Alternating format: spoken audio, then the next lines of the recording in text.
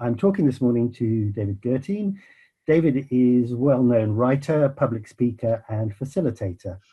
The focus of his work is something he calls conversational leadership, a style of working where we understand the power of conversation and take a conversational approach to the way that we connect, relate, learn, and work with each other.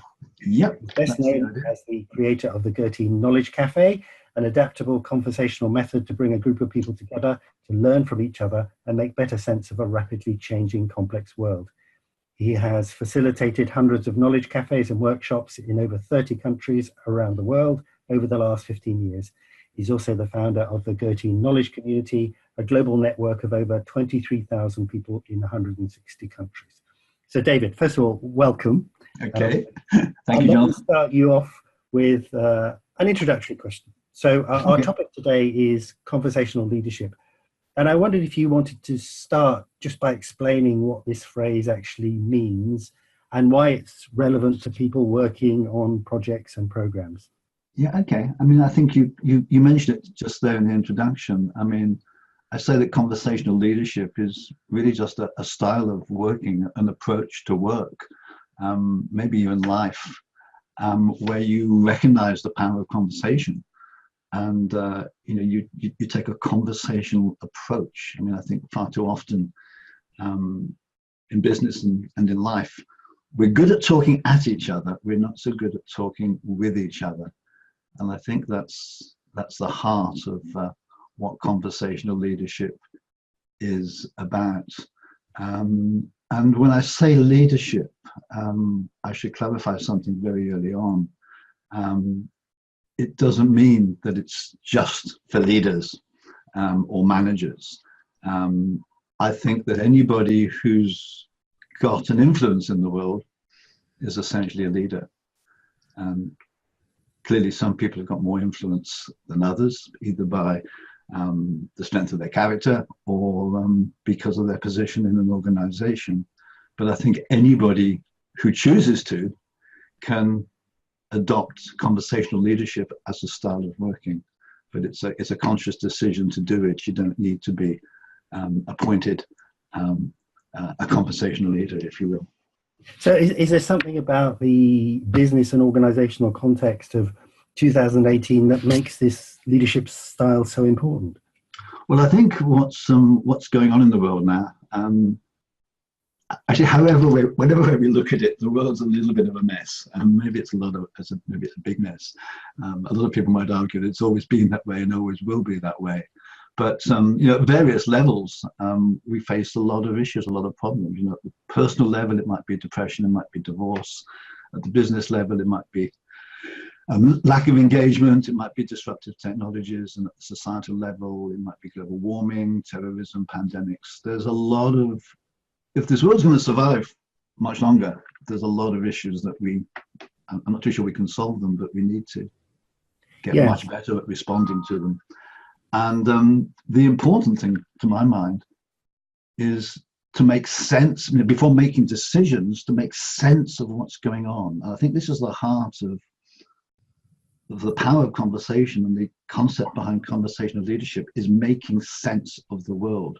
And I think things have changed such that a single heroic leader, I don't think, can lead us out of this mess or make the right decisions, because you can't understand enough about what's going on because of that complexity. And you need to bring a diversity of minds together, cognitive diversity, to reflect on issues, to think about issues, to have conversations around issues. First of all, to make sense of things. That's the essence. And if you can make better sense of things, then you're in a much stronger position to make decisions, to develop more robust strategies, and to innovate. Although, again, one could argue that maybe it was innovation that got us into this mess. So does it mean that more innovation is going to get us out of it? Well, I don't think we've got too much of a choice.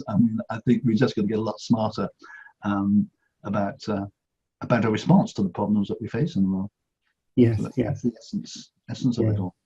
I mean, I know that there are a variety of specific methods some of which I think people from the major projects world will recognize, things like after action review, peer assist, and there are others with some wonderful arcane names such as positive deviance and dialogic organizational development.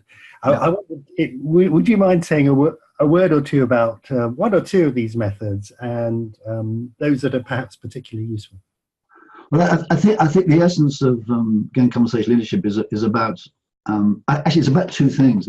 It's about our behaviors.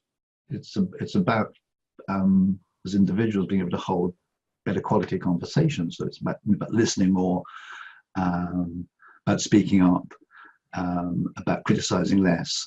You know, there's those behaviors, but then there are the face-to-face conversational methods that we have, and you mentioned a few of them there. And I think they're not adopted as widely as they might be, but I think they're very powerful. I mean, simple things like the after action review. I just don't understand why more people don't conduct after action reviews, and they haven't got to be formal. They haven't got to take more than a few minutes.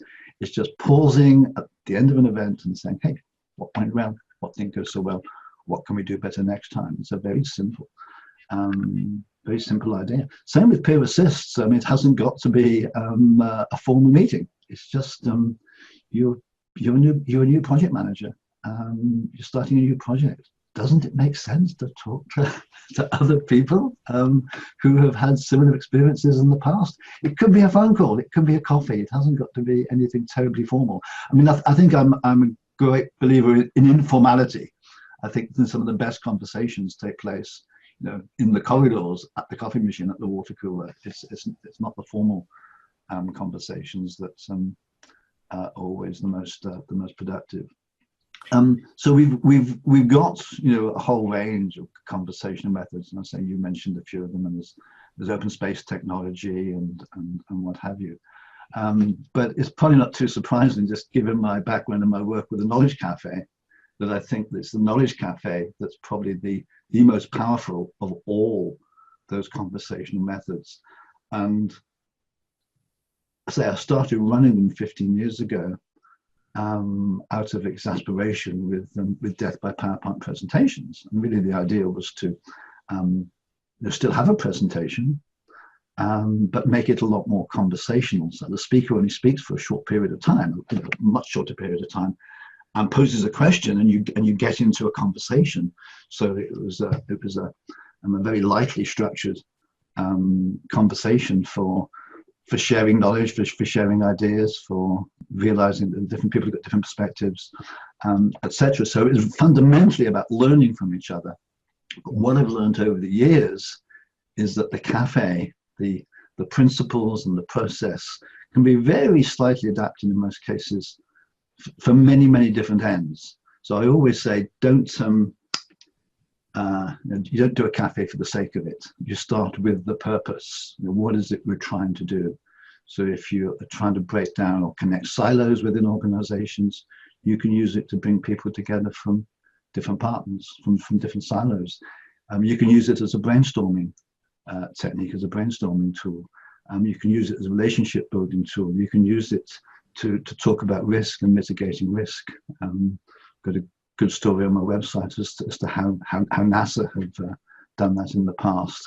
So there's lots of different ways you can bring people together to build relationships, or to make sense of the world, or to learn from each other.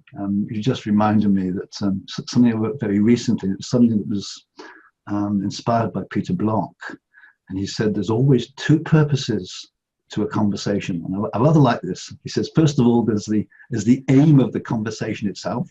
It might be to make a decision or to put together a plan or what have you. But the second purpose is always to strengthen relationships, to build engagement, and to build community. And you know, even if you're not consciously doing that or not consciously aware of it, you're still doing it. It's still happening. And it makes sense to more consciously think about that side of the conversation.